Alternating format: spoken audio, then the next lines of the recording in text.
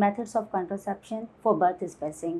اکثر خواتین اور کپلس کا یہ سوال ہوتا ہے ریلیٹڈ ٹو دی کنٹراسیپشن میتھڈس کہ کون سا میتھڈ ان کے لیے بہتر ہے, کیا اس کے سائیڈ ایفیکٹس ہیں, اور کون کون سے methods are available for the contraception. This is Dr. Monica, consultant gynecologist and infertility specialist. There are different methods of contraception. For example, hormonal methods جس میں ہمارے پاس pills آ جاتی ہیں, injections آ جاتی ہیں, rings آ جاتی ہیں. Other are intrauterine contraceptive devices.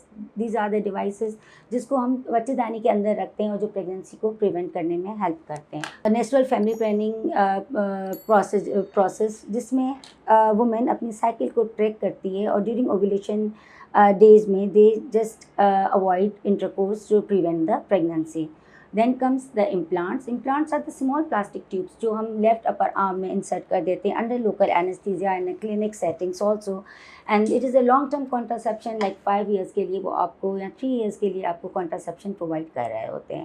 Permanent methods which are available are sterilization. Male میں this is called as vasectomy جس میں میل کی نسبندی کی جاتی ہے, اور فیمیل میں it is called as tubal ligation جس میں بچے کے ٹیوب جہاں پہ فرٹیلائزیشن ہو رہی ہوتی ہے اس کو ہم through operation minor operation tie کر دیتے ہیں.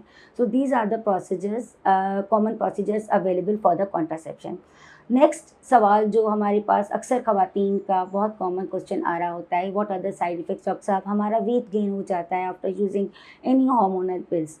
تو یس there are the side effects of H and every method. For example اگر آپ میڈیسن یوز کر رہے ہو یا ٹیبلٹ یوز کر رہے ہو, اس کو آپ بھول جانے کا ڈاؤٹ ہوتا ہے تو آپ کو وہ ٹیبلٹ روزانہ ایک ہی ٹائم پہ لینا ہوتا ہے. اگر آپ کسی دن کوئی ایک ٹیبلٹ بھول جاتے ہو تو میک شیور کہ آپ جو بھولی ہوئی ٹیبلٹ ہو وہ ضرور لے لیں, اینڈ شیڈیول ٹیبلٹ اپنے ٹائم پہ لی جا سکتی ہے.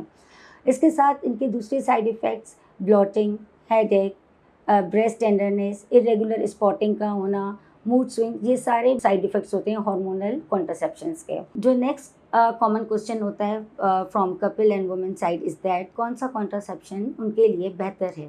تو this depends upon the choice of the couple or the woman wants to use the contraceptive method with doctor's advice. اگر وہ short term contraception کرنا چاہتی ہے لائک کم عرصے کے لیے 2 مہینے 3 مہینے کے لیے, تو ہم ان کو سجیسٹ کرتے ہیں according to their health condition کہ آپ ٹیبلٹس لے لیں. If you are adjusted on the tablets then you need to continue those tablets.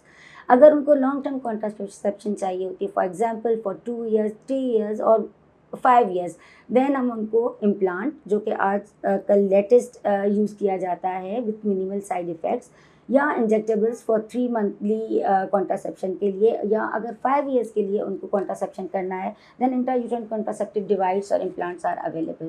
اگر کسی کو کمپلیٹ کنٹراسیپشن چاہیے نا, یعنی اس کو مزید آگے بچے نہیں چاہیے, تو اس کو ہم سجیسٹ کرتے ہیں they should go for the permanent method that is اسٹرلائزیشن جس کو ہم نسبندی کہتے ہیں. اس میں آپ مزید بچے نہیں کر سکتے, اور کافی پیشنٹس اسٹرلائزیشن کرانے کے بعد ہمارے پاس آ رہے ہوتے ڈاکٹر صاحب اب ہمیں بچہ پیدا کرنا ہے, کیا is there any chances of reversal? Then the answer is no. There are the minimal chances, like it's near to zero کہ آپ واپس اس کو نسبندی کو کھلوا سکیں. تو اٹس بیٹر کہ جب بھی آپ پرماننٹ میتھڈ کی طرف جائیں تو سوچ سمجھ کے پراپر ڈیسیشن لے کے and then opt for the اسٹرلائزیشن.